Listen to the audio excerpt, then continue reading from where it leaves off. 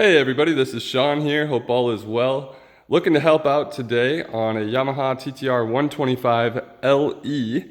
In this case, it's a 2009 model year. However, I believe this video should apply to all models of the TT-R lineup, specifically the 125s. In my case, I've got an L for large wheel and then E for electric start.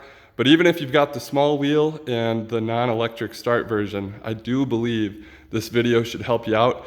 Could even help out for some of those other displacement models, like say a 110, for example. So what I noticed, I just picked this bike up last night and I'm going through the bike, just dropped the oil, I just adjusted the front brake lever, which was very loose. And another really common problem that I find with smaller play bikes, any sort of dirt bike, honestly, but ones that get neglected are the throttle tube is well out of adjustment. So this is my throttle tube here on the right-hand side of the bike. And you can see I've got about 5 mil or maybe more of play on that throttle. And I don't like that. I don't care for that personally. When you're applying the throttle, you're basically spinning the tube before you're actually getting any real throttle to apply to the motorcycle. So I'll give you a comparison quick. Here's my 2006 Yamaha R6 race bike, and that's right where I like it. About maybe 1 to 2 mil worth of play or free play in that throttle before I'm applying the gas. You can see I got a quick turn throttle on the R6. But I like all my bikes to be similar to that. Heck, even my Zuma over there, my pit bike, I like that guy to have a nice crisp throttle. So what I'm gonna do today is show everybody how to make that adjustment. And again, this is really common. It's not an issue necessarily, but something that you do wanna make sure is correct. So if you see from the throttle housing, there's 2 cables, both throttle cables. Well, one's got this larger rubber coating on it, and I'm going to compare that to about the size of a green bean pod. But what we're going to do is we're going to pull this rubber cover away. On the one end, you're going to pull it towards the throttle assembly. So I got the big side off. Then there's this little one on the bottom. We're going to pull that down too, just to fully expose these little nuts here. And just FYI, those are going to be 8 millimeters. So I've got 2 8mm wrenches here. And what I'm going to do specifically, get this brake line out of the way a little bit. If you can take a look at this throttle cable, I can tell this one's probably never been adjusted because it's all the way forward, and by forward I mean towards the throttle assembly. And so if you take a look, we've got this lock nut in the center, and then this is our adjustment nut, this large one. So what I'm going to do is make sure that I can get these all nice and loose. I think I did loosen them right before the video started. So specifically what you want to do is get the center one from the adjustment nut broken loose, okay?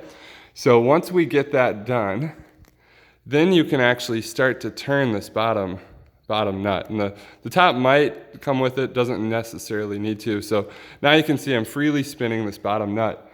And when I turn that counterclockwise, I'm actually extending this throttle cable. And by doing that, I am taking away that play. Now you could see I kind of went crazy and just was spinning this all over the place. Now I've got no play. Now that's a risk. You don't want it to be to the point where you've extended that throttle tube and now you have no free play at all. So you don't want to go overboard with this. It's okay if you get to that point, just like I did here, but then you want to turn it back in. So start turning it clockwise again.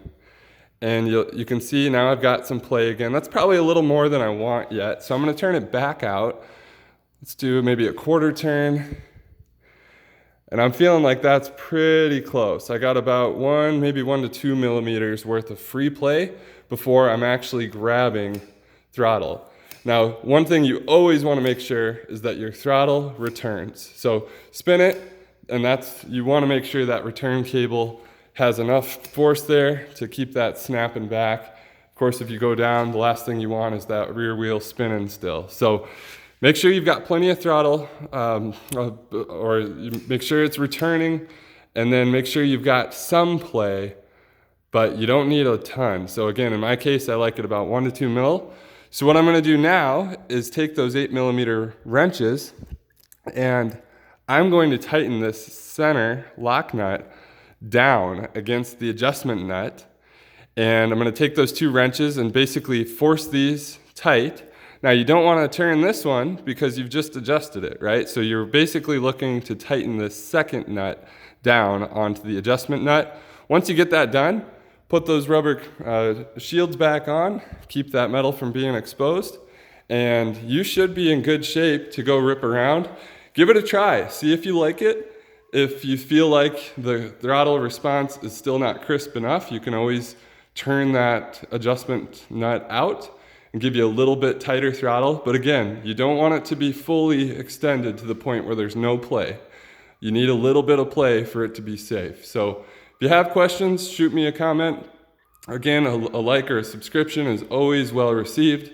I'll try to keep some of these smaller play bike videos coming, especially here for these TT-R125s. These are great trail bike machines, super bulletproof, and a lot of fun, even for learning riders or experienced riders like myself alike. Again, Sean here. Hope you guys are all having fun. Ride safe, and God bless.